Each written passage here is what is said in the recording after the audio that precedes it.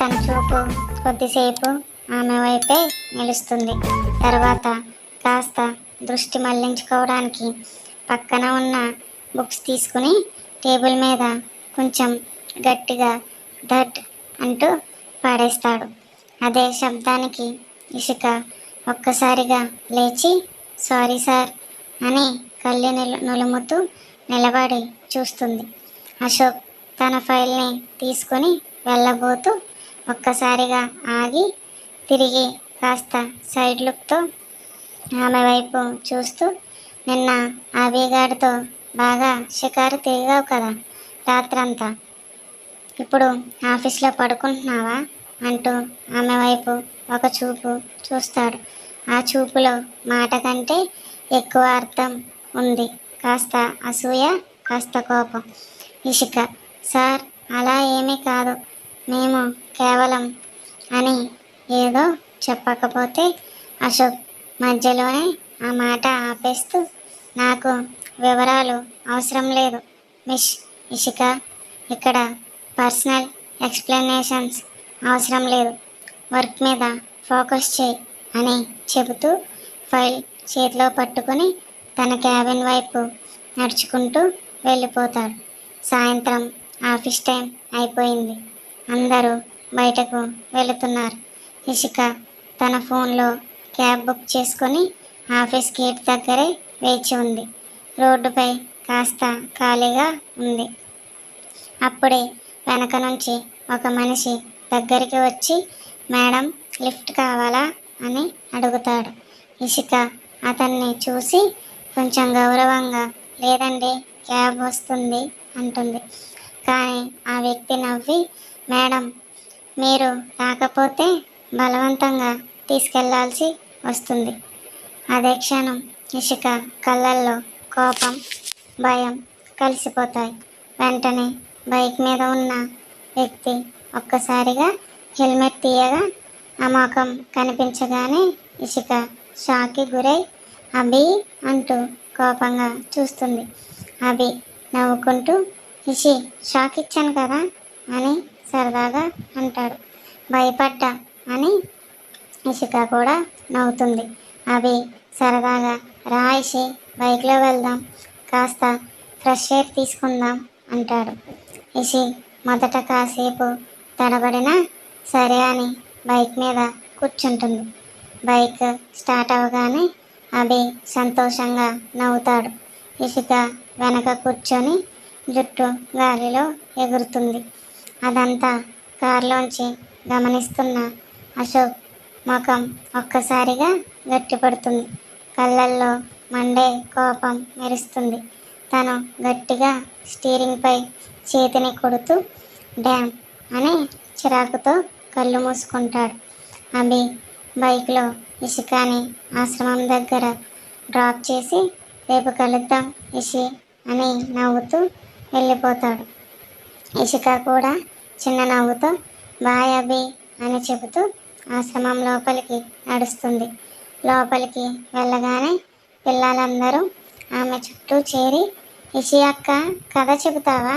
ఇషిక అలసిపోయినా కానీ వారి అమాయకమైన ముఖాలు చూసి నవ్వుతుంది. సరే చిన్న కథ చెప్తాను అంటూ అందరితో కూర్చుంది. మదర్ కూడా ఆప్యాయంగా, నీ వల్ల వీళ్ళ ముఖాల్లో నవ్వు వస్తుందమ్మా అని అంటుంది. కొంతసేపు పిల్లలతో గడిపి డిన్నర్ చేసి తర్వాత ఇషిక గదికి వెళ్ళి మంచం మీద పడుకుంటుంది. ఈరోజు జరిగిన ప్రతి విషయం ఆమె మనసులో తిప్పుకుంటూ ఉంటుంది. అశోక్ చూపులు, ఆ మాటలు, ఆ కోపం, ఆలోచనల మధ్యలో ఫోన్ వైబ్రేట్ అవుతుంది. ఆమె ఫోన్ స్క్రీన్ వైపు చూసి ఆగిపోతుంది. అశోక్ సార్ అని కనిపిస్తుంది. కాసేపు ఆలోచించి ఫోన్ అన్లాక్ చేస్తుంది. స్క్రీన్పై మెసేజ్, నువ్వు నేను చెప్పినది ఏం చేసావు? నాకు నువ్వు కావాలి ఒక రాత్రి, ఐ వాంట్ యు. ఇషిక కళ్ళు పెద్దవైపోతాయి. గుండె ఒక్కసారిగా వేగంగా కొట్టుకోవడం మొదలవుతుంది. ఆమె ఫోన్ను గట్టిగా పట్టుకొని ఏం రిప్లై ఇవ్వాలో తెలియక కోపంగా చూస్తుంది. రాత్రంతా ఆలోచనలతో తిప్పలు పడుతూ నిద్రపోని ఇషిక ఆఫీస్కి వస్తుంది. చేతిలో ఫైళ్ళు పట్టుకొని తల తిప్పుకొని కూర్చోవడానికి ప్రయత్నిస్తుంది. కానీ మనసు మాత్రం నిన్నటి అశోక్ మెసేజ్లోనే చిక్కుకుపోయి ఉంటుంది. అప్పుడే ఇంటర్ క్యామ్ మోగుతుంది. Miss Ishika, come to my cabin right now. Ashok గొంతు గట్టిగా వినిపిస్తుంది. ఇషిక గుండె బలంగా కొట్టుకుంటుంది. ఏం జరిగిందో అనే భయంతో ఆమె నెమ్మదిగా అశోక్ క్యాబిన్ వైపు నడుస్తుంది. తలుపు దగ్గర ఆగి లోపలికి తొంగి చూసినప్పుడు అశోక్ టేబుల్ పైన ఫైళ్ళు విసిరి కూర్చొని ఉంటాడు. ముఖంలో స్పష్టంగా కోపం, అసహనం కనిపిస్తాయి. ఇషిక కంగారుగా మే ఐ కమిన్ సార్ అని అడుగుతుంది. అశోక్ ఆమె వైపు కోపంగా చూసి నిన్న ఎవరితో వెళ్ళావు ఇషిక అని ప్రశ్నిస్తాడు. ఇషిక కంగారుగా సార్ అభి నన్ను ఆశ్రమం దగ్గర డ్రాప్ అని చెప్పబోతుంది. కానీ అశోక్ మాటను మధ్యలోనే కత్తిరిస్తాడు. నాకు తెలుసు, నేను చూశాను. నువ్వు నా ఉద్యోగిని. నా కంపెనీ పేరుతో నా శత్రువుతో ఇలా ప్రవర్తించడం ఎందుకు? ఇషిక కళ్ళల్లో నీళ్లు చేరతాయి. ఆమె తల దించుకుని సారీ సార్ అని చెప్పబోతుంది. కానీ అశోక్ మళ్ళీ enough Ishika, don't want excuse అని అంటాడు. ఆమె నిశ్శబ్దంగా ఉంది. అప్పుడే అశోక్ ఒక్కసారిగా లేచి ఆమె దగ్గరికి వచ్చాడు. ఇషిక, నేను చెప్పినట్టుగానే నువ్వు ఉండాలి. నేను చెప్పిన రూల్స్ దాటకూడదు. నేను చెప్పినప్పుడే బయటకు వెళ్ళాలి. నేను అనుమతిస్తేనే ఎవరినైనా కలవాలి. ఇషిక ఒక్క అడుగు వెనక్కి వేసి ఆశ్చర్యంగా చూసింది. ఆమె కళ్ళల్లో నీళ్లు తిరుగుతున్నాయి. సార్, మీరిలా మాట్లాడడం తప్పు. నేను మీ ఉద్యోగిని మాత్రమే, బానిసను కాదు. వెళ్ళి నీ పని చూసుకో.